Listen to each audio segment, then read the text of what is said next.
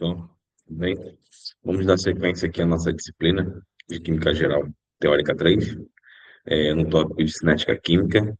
Nós já avaliamos a dependência da velocidade com a concentração do reagente, né? Fizemos cálculos com as equações de lei de velocidade, fizemos também a lei de velocidade integrada. A partir das leis de velocidade integrada, nós calculamos as constantes de velocidade a partir da inclinação da reta, tanto para a ordem 0, 1 e 2. Então, a gente já sabe experimentalmente, com um conjunto de dados experimentais, encontrar a constante de velocidade para uma reação química a uma determinada temperatura.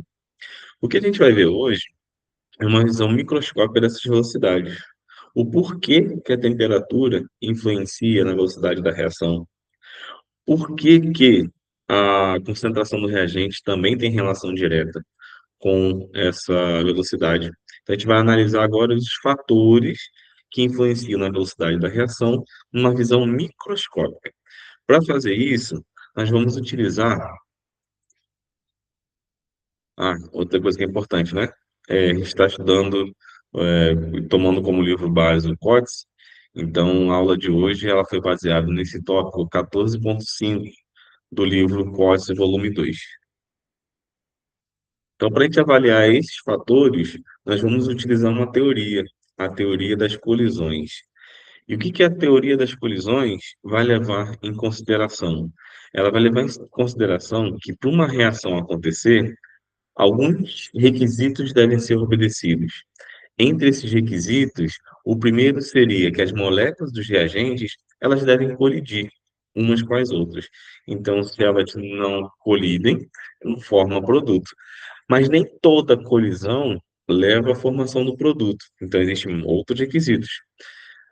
Além da colisão, eu preciso que essa colisão ela tenha energia suficiente, uma energia mínima. Essa energia mínima a gente vai chamar de energia de ativação. Então, toda reação vai ter uma barreira energética que a gente vai chamar de energia de ativação, a energia mínima para essa reação acontecer. Isso porque no reagente a gente vai ter quebra de ligação química para formar outra ligação ou outras ligações no produto.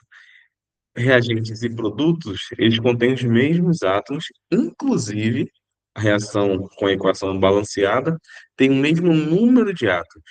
Então, qual é a diferença do reagente para o produto? É a combinação desses átomos. Então, eu tenho que quebrar ligações para formar novas ligações. Além disso, essas moléculas já vão se rearranjando. Então, existe um gasto energético para a quebra de ligação e também para esse rearranjo. Chegando próximo do estado de transição, essa configuração, esse arranjo das moléculas se aproxima do estado final, que é do produto. Tá? A gente vai ver um pouquinho mais disso na parte de mecanismos de reação. Então, eu preciso de energia mínima, preciso da colisão. Além disso, eu preciso que tenha orientação adequada. Então, se eu tiver uma orientação desses átomos na posição certa que tem que reagir, deve levar à formação de um produto. Se eles se aproximam no ângulo que não leva à formação do produto, vai ser um choque que não leva ao produto. Eles vão colidir e vão continuar na forma dos reagentes. Essas são as condições, então, pela teoria das colisões, para que uma reação química aconteça. Então, aqui um exemplo, esse livro eu tirei do Brown, esse exemplo eu tirei do livro Brown, tá? Antes da colisão, então, tem dois reagentes. Esses reagentes, eles vão colidir, e olha só que interessante, a quantidade de átomos do lado esquerdo é a mesma quantidade do lado direito. A diferença é de como estão combinados. Aqui, um átomo foi representado em verde, né? Pode ser, inclusive, uma molécula, e aqui é uma representação. Então, aqui, esse átomo de verde tem que colidir com outro átomo verde. Aqui em cima fala, ó, colisão eficaz. A reação ocorre com a formação do Cl2. Então, esse átomo verde é o cloro. Pronto. Eles reagem dessa forma, nessa orientação, para formar o produto Cl2, mais esse aqui possivelmente é o NO. Para a química computacional, é muito comum que a cor do nitrogênio seja azul e do oxigênio seja vermelho. Tá? Então, possivelmente, a reação aqui é de um cloro com o outro cloro que está ligado ao NO. Essa é uma reação, uma colisão efetiva. Tem energia suficiente e também tem a orientação adequada. Agora, olha a parte de baixo. Mesmo que esse choque tenha energia suficiente para acontecer a quebra da ligação, a formação de uma nova ligação, a colisão não acontece pelo lado certo. Se não acontece pelo lado certo, não tem a geometria e orientação adequada, não vai levar à formação de produto. Então, a colisão é ineficaz. Então, uma colisão eficaz ou efetiva é aquela que gera um produto. Bem, agora a gente vai avaliar o efeito da concentração nessa velocidade da reação, baseado na teoria das colisões. E como exemplo, eu tenho uma reação do NO com ozônio, dando NO2 mais O2. A reação ela é expressa pela lei de velocidade. K igual a NO vezes a concentração de O3. Se vocês observarem, tanto para o NO quanto para o O3, a ordem é 1. Se a ordem é 1, significa que a velocidade é diretamente proporcional à concentração de NO e a velocidade também é diretamente proporcional à concentração de O3. Como é que a gente vai avaliar isso pela teoria das colisões? Significa que se eu tenho mais reagente, ou seja, uma concentração maior, eu vou ter um maior número de moléculas no meu sistema. Se eu tenho um maior número de moléculas, eu vou ter um maior número de colisões. Como aqui é de primeira ordem, e se eu dobro a concentração, a velocidade também dobra, a gente vai considerar nesse caso que ao dobrar esta concentração, o número de colisões também dobra. E é por isso que a velocidade dobra acompanhando. Então, qual é o efeito da concentração pela teoria das colisões? Quanto maior a concentração, maior a quantidade de moléculas, maior o número de colisões e, por isso, maior velocidade. Eu peguei uma imagem lá do livro, essa imagem vocês vão encontrar lá no capítulo, tá, do livro, e aqui eu tenho um exemplo 1, uma molécula de NO rodeada por 16 moléculas de ozônio, e nessa reação acontecem duas colisões por segundo, tá? Numa determinada concentração. Se eu dobrar essa concentração do NO, o número de colisões também dobra. Então agora eu tenho quatro colisões por segundo e não mais duas colisões por segundo. A mesma coisa eu vou fazer se eu dobrar a concentração do O3. Se eu dobro a concentração de O3, eu também vou dobrar o número de colisões. Isso porque tanto para o NO quanto para o O3, a ordem é 1. Então, se eu dobro a concentração, eu dobro o número de moléculas que estão presentes aqui nesse volume, vou dobrar o número de colisões e vou dobrar a velocidade da reação. Tá?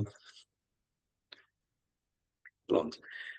Falamos que é, cada reação ela vai ter uma barreira de energia, né? Então, por isso que a gente precisa de uma energia mínima. Essa energia mínima a gente vai chamar de energia de ativação.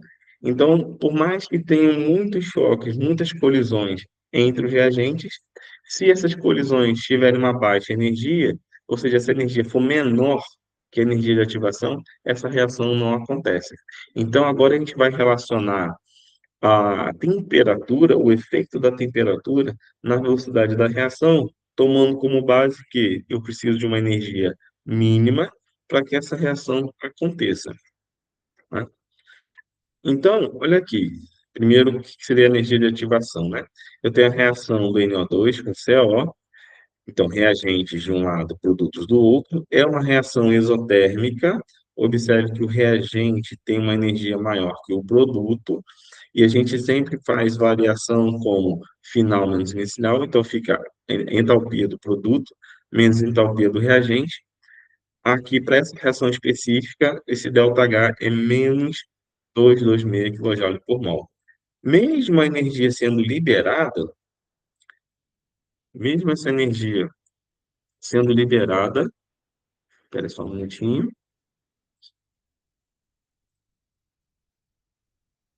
voltando aqui, mesmo que essa energia seja liberada, mesmo assim eu preciso de uma barreira de energia, tá? Para que ela aconteça. Eu preciso ter uma energia mínima para transpor essa barreira, que está relacionada com a quebra dessa ligação, um reagente para a formação do produto e também com a reorganização dessas moléculas. Vamos lá. E qual é o efeito da temperatura nisso, né? Temperatura a gente vai ter que associar com o grau de agitação dessas moléculas, e a gente também vai associar esse grau de agitação com a energia dessas moléculas. A energia, como elas estão em movimento, vai ser energia cinética. Então, se eu aumentei essa temperatura, eu vou aumentar o grau de agitação dessas moléculas, eu vou aumentar o número de colisões, e o número de colisões com mais energia. E por isso, eu devo aumentar a taxa de reação, devo aumentar a velocidade de reação, porque eu vou ter mais colisões com a energia, pelo menos com a energia mínima para que ela aconteça. Aqui tem um gráfico para a gente ver essa distribuição. Então, aqui eu tenho uma distribuição de moléculas de acordo com a energia, e uma outra fonte, essa energia é especificada como energia cinética, tá? E aqui no eixo Y, eu tenho o número de moléculas com uma determinada energia. Deixa eu explicar melhor isso daqui. Tem duas temperaturas, T1 e T2. Esse primeiro, essa primeira curva aqui, ó, com T1, significa que em cada ponto desse aqui da curva, eu tenho uma quantidade de moléculas com uma determinada energia. E observem, o máximo dessa curva aqui, ó, está nesse ponto aqui no meio. Esse é o máximo. Significa que eu tenho um maior número de moléculas com esse valor de energia cinética. Agora, observe que para a temperatura 2, que é uma temperatura maior, esse máximo é deslocado para a direita. O máximo é deslocado para a direita. Significa que eu tenho um maior número de moléculas com mais energia, uma energia maior, do que na temperatura 1. Então, se eu aumento a temperatura, a população, e aqui é estatístico, a população de moléculas com maior energia, ela aumenta também. Se a gente for avaliar aqui no final do gráfico, eu tenho uma região aqui acima, que é uma região onde eu tenho uma concentração de moléculas, uma fração de moléculas, com uma energia maior ainda. Tá? Então, quando a temperatura é maior, eu vou acabar fornecendo energia e as moléculas, de uma forma geral, eu vou mudar a distribuição. Então, eu vou ter um conjunto de moléculas com mais energia numa temperatura maior. Isso faz com que eu tenha um maior número de colisões com energia suficiente para que essa reação aconteça. E é por isso que, se eu aumento a temperatura, a velocidade da reação também aumenta. Pronto. E agora, como é que a gente vai relacionar isso, essa frequência de colisões, essa fração de colisões com energia maior ou igual à energia mínima, que é a energia de ativação, e o número total de colisões? Existe uma equação, a equação de Arrhenius, que vai levar todos esses fatores em consideração. Como é que é essa equação? Essa equação, ela relaciona K, que é a constante de velocidade, com um fator de frequência, que a gente vai chamar de fator de frequência ou fator pré-exponencial, com uma exponencial da menos energia de ativação sobre RT. Esses dois termos a gente vai analisar de forma separada, tá? O primeiro termo, que é o fator de frequência, é ele que vai ser o responsável por dar a unidade da constante de velocidade. E por que que isso acontece? Vamos analisar aqui, primeiro, que exponencial de algo não tem unidade. Além disso, se a gente analisar essa exponencial, nós temos no numerador energia de ativação, que é dada em Joule, a nossa constante a gente vai usar também em Joule, por Kelvin-mol, e a temperatura em Kelvin. Então, se eu fizer a análise dessas unidades, a resultante é o quê? Nula, não tem uma unidade resultante aqui nesse numerador. Então, se o K tem uma unidade, e a gente viu que a constante de velocidade tem uma unidade para cada ordem, então se a ordem 0 tem uma unidade, se a ordem um tem outra unidade, se a ordem 2 tem outra unidade, essa unidade ela vem desse A. tá? Então, o que que é esse A? O que que esse A representa? Esse A está se referindo à frequência de colisões e à probabilidade dessas colisões serem favoráveis, ou seja, essas colisões terem orientação adequada, levar a uma colisão efetiva, tá? Então, essa é a parte que a gente já mencionou antes, que para eu ter uma reação química, eu preciso de colisões e preciso de uma orientação adequada. Esses fatores vão estar dentro desse A, e esse A é específico para cada reação. Agora, o segundo fator, tem um fator pré-exponencial, que é o A, que a gente acabou de ver, e o segundo fator a gente vai chamar de fração de moléculas tendo a energia mínima exigida para a reação acontecer. Então, o que que a gente calcula nesse segundo termo? É a fração com moléculas que têm energia pelo menos igual à energia de transição, ou seja, a energia mínima para que uma reação aconteça. E para a gente entender isso melhor, nós vamos substituir valores de energia de ativação e de temperatura. Então, vamos para o primeiro caso. Eu vou substituir a energia de ativação por 40 kJ e a temperatura por 373 Kelvin. Vou substituir aqui nessa fração, né? Para quem não sabe fazer esse cálculo, eu trouxe aqui um esquema da calculadora científica para vocês acompanharem. Então, vamos fazer por partes. Primeiro, eu fiz o cálculo do denominador, 8,314 vezes 10 a menos 3, porque aqui eu passei para quilojoule, vezes 373. Então, na calculadora, eu coloquei entre parênteses, parênteses estão aqui, 8,314 vezes 10 a menos 3. Tem gente que usa o E, pode usar o 10, né, e colocar menos 3. Vocês podem fazer isso utilizando esses outros atalhos. Eu geralmente faço assim. Esse chapeuzinho significa que está elevado. Então fica 8,314 vezes 10 a menos 3, vezes 373, que deu 3,101122. Esse resultado ele vai ficar armazenado temporariamente aqui na resposta, que é o answer, e a gente vai utilizar ele na próxima etapa, tá? Então, na próxima etapa, eu tenho que dividir menos 40 pelo answer. Se eu apertar o menos agora, aparece a resposta na frente. Então, eu aperto o menos, vou no del para zerar tudo, e aí sim, zerando tudo, eu coloco menos 40 dividido pela resposta. Se eu colocar menos 40 dividido pela resposta, vai voltar com aquele número lá de cima. Então, fica menos 40 dividido pela resposta. Vocês vão encontrar um valor de 12,9, menos 12,9 aproximadamente. Agora, para a gente calcular essa exponencial, eu vou apertar no LN, Shift LN Answer. Então, Shift LN é exponencial. Answer é esse valor aqui inicial. Então, eu encontro que a fração de moléculas com energia mínima é 2,5 vezes 10 a menos 6.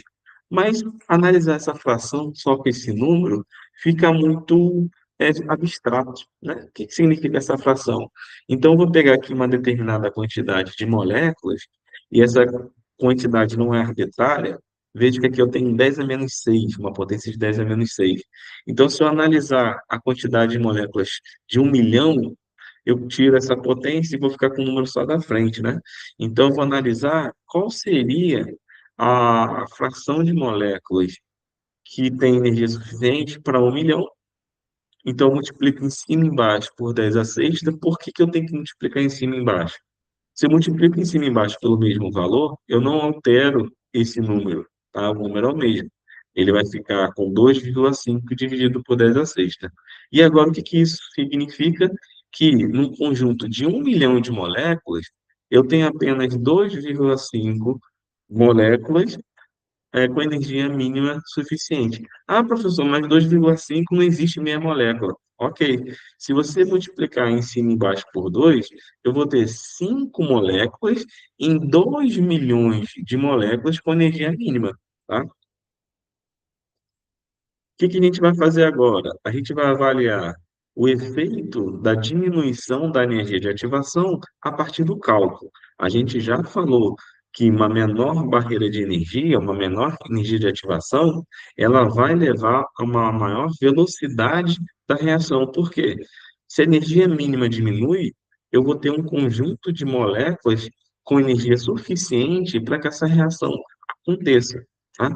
Então, vamos substituir esse valor. Se a gente for lembrar, antes eu fiz com 40 kJ, agora eu vou fazer com 10 kJ, ou seja, reduzir 30 kJ da energia de ativação, da barreira energética. Vou fazer esse cálculo e agora eu encontrei 0,04 vezes 10 a menos 6. Então, se eu for multiplicar em cima e embaixo por 10 a sexta, na verdade aqui não tem esse 10 a menos 6 não, tá? Corrija aqui para mim, por favor, não tem esse 10 a menos 6. Então, fica 40.000 moléculas com energia mínima em 1 milhão para esse tipo de reação com uma barreira de ativação menor. Olha que interessante. A gente sai de 2,5 para 40.000, apesar de ser uma população pequena ainda, porque é 40.000 em 1 milhão, a quantidade de moléculas com energia mínima aumentou bastante. Então, se eu diminuo a energia de ativação, eu vou aumentar a taxa de colisões com maior energia, possivelmente eu vou aumentar o número de colisões efetivas. E qual seria o efeito da temperatura? Agora eu vou repetir o mesmo procedimento, mas vou aumentar em 100 graus Kelvin, aumentar em 100 Kelvin a temperatura. E vou refazer esse cálculo. Refazendo esse cálculo, eu vou achar que agora eu tenho 80.000 moléculas em 1 milhão que, que conseguem transpor a barreira, né? Então, aumentei bastante esse número de moléculas. E qual a relação do K com a velocidade? A gente já não viu que, independente da ordem, a velocidade tem uma dependência do K. Se eu aumento o K, a velocidade também aumenta, é diretamente proporcional. Então, se a temperatura maior, aumenta o número de moléculas com mais energia e vai ter uma fração maior de moléculas com energia suficiente para reagir e o valor de K aumenta, logo a velocidade também vai aumentar com o aumento da temperatura. Mesma coisa para a energia de ativação. Se a energia de ativação ela diminui, o K aumenta. Se o K aumenta, a velocidade também vai aumentar. Então, esse é um dos resultados que a gente vai encontrar com a equação de Arrhenius. E aí tem as aplicações. Para que mais eu utilizo a equação de Arrhenius? Ela pode ser utilizada para calcular a energia de ativação a partir da relação da dependência de temperatura e a constante de velocidade, tá? Então a gente vai usar temperaturas diferentes e constantes de velocidade diferentes para encontrar a energia de ativação. E também é possível calcular a constante de velocidade se eu já sei qual é a energia de ativação dessa minha reação, a temperatura e o valor de A. O valor de A, se a gente for lembrar, é específico para cada reação. Bem, vou rearranjar agora a equação de Arrhenius, aplicando o logaritmo natural dos dois lados. Para que eu faço isso? Eu vou obter uma relação linear entre a constante de velocidade e a temperatura. Se eu tenho uma relação linear, graficamente, eu poderia encontrar a energia de ativação, porque a energia de ativação vai ser, tá junto aqui, pelo menos, da inclinação da reta. A inclinação na reta, quando eu faço, aplico o logaritmo natural dos dois lados, vai ser menos energia de ativação sobre R.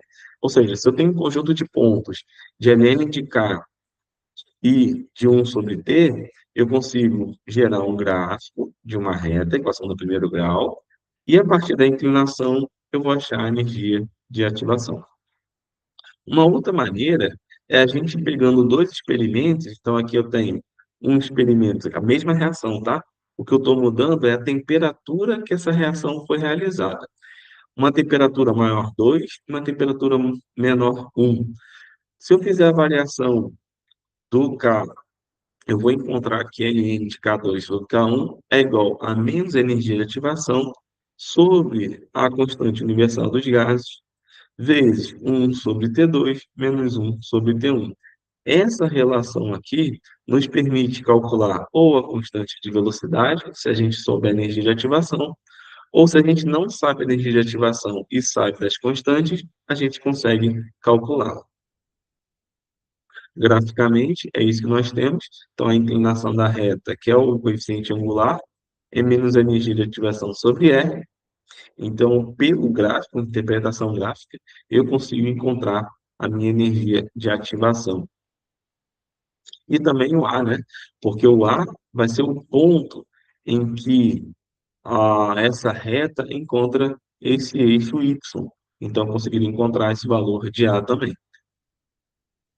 Agora vamos a algumas aplicações. Vamos usar alguns dados experimentais para aplicar essa equação. Então, a gente vai fazer primeiro utilizando a inclinação da reta. Como é que eu faço para fazer a inclinação da reta? Se vocês lembrarem, a gente já fez isso umas 3, 4 vezes.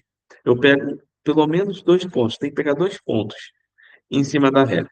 Se eu pegar 2 pontos em cima da reta e eu fizer a variação de y pela variação de x, eu encontro a inclinação. Mas nesse caso, y é ln de k. Então a inclinação vai ser delta de ln de k dividido pelo delta x, que no caso é 1 sobre t. Então delta ln de k sobre o delta de 1 sobre t. Se eu fizer isso, eu já encontrei a inclinação. Bem, eu tenho a inclinação, agora eu posso substituir. Se a inclinação é igual a menos energia de ativação sobre R, eu já calculei que isso tudo vale menos 3 vezes 10 a quarta, o R é uma constante. Então, substituo o valor da constante, passo multiplicando, eu consigo encontrar a energia de ativação pelo método gráfico. Mas, se eu não quiser usar o método gráfico, eu também posso utilizar a equação que a gente acabou de ver, poder calcular a energia de ativação. Então, aqui eu tenho a constante 1, a constante 2, a constante 1, obviamente, que é a constante de velocidade na temperatura 1, a constante 2 é a constante de velocidade na temperatura 2, e agora é só substituir os dados. Ln de K2 sobre K1 igual a menos energia de ativação sobre o R, vezes 1 sobre T2, T2 é 7 vezes 10 a 2 Kelvin, menos 1 sobre 6,50 vezes 10 a 2 Kelvin. Quando eu substituo, faço essas contas, eu vou isolar a energia de ativação, ou seja, eu vou passar esse valor que está multiplicando, dividindo, esse que está dividindo, multiplicando, e eu vou encontrar que a energia de ativação é 180 kJ por mol. Então, a gente viu que dá para fazer tanto pelo método gráfico, quanto substituindo por essa equação. E aqui fica um exemplo, dá um pause para vocês treinarem e tenta aplicar a equação para vocês encontrarem o valor da energia de ativação. Dá um pauzinho que eu já vou colocar o desenvolvimento. Então, é claro que aqui eu não dei em litro, mas dei em decímetro cúbico, que é a mesma coisa que em 1 litro, né? Um decímetro é a mesma coisa que 1 litro. E aí, um passo a passo, para você não se perder e ser mais didático, você pode primeiro só identificar e separar os dados fornecidos, depois você vai identificar qual é a fórmula, que vai ser a equação de Arrhenius modificada, né, para duas temperaturas, que vai ter duas constantes de velocidade, e agora a gente vai substituir os valores. Substituindo os valores, encontro a energia de ativação. E aqui mais um exemplo para vocês treinarem. Agora eu tenho um conjunto de pontos. Se eu tenho um conjunto de pontos, eu posso fazer o quê? Isso aqui é muito importante. Eu dei a temperatura e dei a constante de velocidade. Mas na equação não entra a temperatura, entra 1 sobre a temperatura. Então tem que converter todos esses dados que estão de temperatura pelo inverso deles. Então eu vou fazer 1 sobre 1125, 1 sobre 1053, 1 sobre 1001 e 1 sobre 838. E do outro lado, na equação eu não tenho K, eu tenho ln de K. Então, eu vou ter que fazer ln de 111,59, ln de 1,67, ou seja, eu vou transformar esses dados de maneira que eu consiga montar o gráfico de acordo com a equação de Arrhenius modificada. Então, agora eu tenho 1 sobre t e ln de K. Duas maneiras de fazer. Eu posso escolher duas temperaturas, e aqui eu posso já substituir esses valores aqui dentro, e o ln de K, acho a energia de ativação, ou posso fazer pelo método gráfico. Então, é só você pegar esses pontos, substituir no gráfico, vocês vão encontrar a equação da reta, e a inclinação é a energia de ativação sobre o R, menos a energia de ativação sobre o R. Então, pelo método gráfico, a gente vai ver que a inclinação é o delta LNK sobre o delta de 1 sobre T. A gente encontra a inclinação e a gente tem que lembrar que a inclinação é menos energia de ativação sobre R. Então, aqui tem duas maneiras de vocês resolverem se vocês tiverem uma tabela de dados. Então, mais um para a gente treinar, duas temperaturas, duas constantes de velocidade, e eu quero saber, mais uma vez, a energia de ativação. E aí fica de exercício, é só vocês substituírem e encontrarem esse valor de energia de ativação. Essa seria a aplicação da equação de Arrhenius. Na próxima aula, a gente vai ver um pouquinho sobre mecanismos de reação, como que essa reação procede em uma sequência de etapas, tá bom? E aí a gente encerra o conteúdo de cinética química. Até a próxima aula.